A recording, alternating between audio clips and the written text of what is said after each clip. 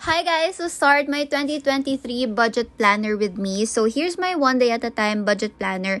Here's a little flip through for you guys. We have the monthly spread, budget, we have daily expenses, dinamihan ko na yung page, quarterly overview, dinagdag ko to annual overview of our goals para keep track natin. We have a self-reflection page. So meron na tong sulat kasi of course, sinimulan ko to before mag 2023 but we have the digital PDF copy of the planner na on my iPad and mas madali ko siyang natatrack doon, like yung expenses ko updated kapag sa iPad ko siya ginagamit. So we're gonna transfer from the notebook to the iPad for today. So going to my iPad, this is the same layout, same pages na kung anong meron dun sa notebooks. And you can see here yung daily expenses ko, updated talaga siya. So mas comfy talaga akong gamitin yung iPad for this. So going to my financial goals, naglagay lang ako dyan ng savings, emergency fund, and for blank spaces kung meron man kayong different goals for the year. So, naglagay lang akong 50,000 for my savings because this is not really my priority this year. Priority ko yung emergency fund dahil naubos yung emergency fund ko nung lumipat ako ng bahay.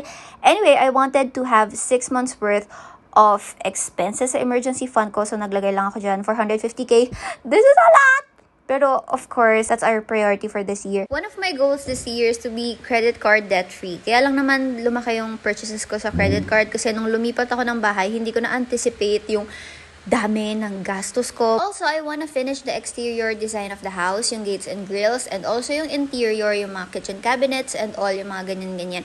Pero mas priority ko yung exterior. So, unahin ko siya, and we had an estimate ng 50,000, pero yung interior, wala pa akong estimate. So, naglalagay lang ako ng blank kasi hindi ko pa sure kung magkano yung mga ilalagay kong amount dyan. So, for me to reach my goal sa emergency fund, I wanted to set aside a specific percentage and magde-deposit ako every month.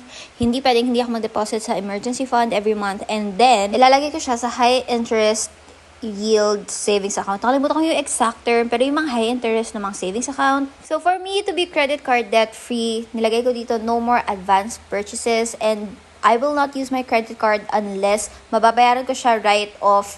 Like, after ng purchase, mababayaran ko siya agad using my savings account or whatever. Basta yun. And for the exterior of the house, I wanted to set a specific budget for it kasi gusto ko siyang matapos within 3 months lang. So, the other side of the spread, meron tayong blank space dyan where you can put anything, you can write anything that you want. Ako naglalagay lang ako ng table so I can track all the savings na malalagay ko dyan sa goals ko. Nakita ko to from Aged. Ang super love her. Actually, isa siya sa mga inspiration ko kung bakit ako nagba-budgeting ngayon and everything. So, ayan, naglalagay ako mga table for the exterior. Binawasan ko siya. Hindi ko siya ginawang 12 boxes. Ginawa ko lang siyang 4. Dapat, diba, 3 lang, sabi ko. Pero parang ang weird na may nakahang na isang box. Parang equal siya. Ginawa kong 4. And also for the interior, 4 din. So, since I received an estimate of 50k, dinivide ko siya sa 3. So, nilagay ko dun sa box 16,700. Ayan yung kailangan ko ipunin for the next 3 months para matapos ko yung exterior. And for the emergency fund, dinivide ko siya sa 12, yung 450k. Pero, dinelete ko rin kasi of course, as much as possible, hindi dapat umabot ng 12 months yung emergency fund. Like, ma-finish mo siya agad-agad. So, I'm sorry if I sound too excited, pero excited talaga ako na matapos ko tong goals ko for 2023. Meron din akong blank, undated monthly spread sa planner. So, naglalagay lang ako ng mga dates dyan. Hina-highlight ko lang siya ng below para super cute niya.